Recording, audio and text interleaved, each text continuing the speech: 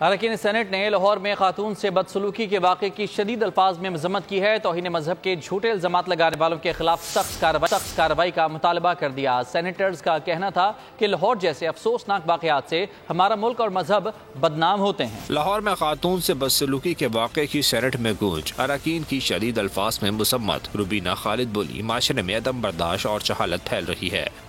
اس سے پتہ چلتا ہے کہ ہمارا معاشرہ کس طرف جا رہا ہے، جو ہمارے اندر عدم برداشت ہے، جو ہمارے اندر جو ہے بالکل ایک جہالت کا ہی میں اس کو نام دوں گی کہ آپ قرآنی آیات کو اور عام حروف کے اندر جو ہے فرق نہ کر پائے۔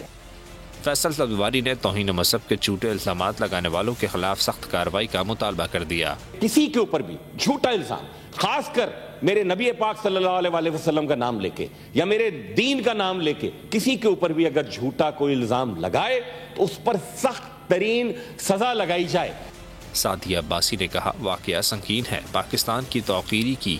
اس چیز کا انتہائی افسوس ہے کیونکہ یہ ایک بہت سنگین مسئلہ ہے اور جو پاکستان میں نہ صرف خواتین پر لیکن پاکستان کی جو بے توقیری ہوئی ہے دنیا بھر میں اس انسیڈنٹ کی وجہ سے وہ ہم سب کے سامنے ہے۔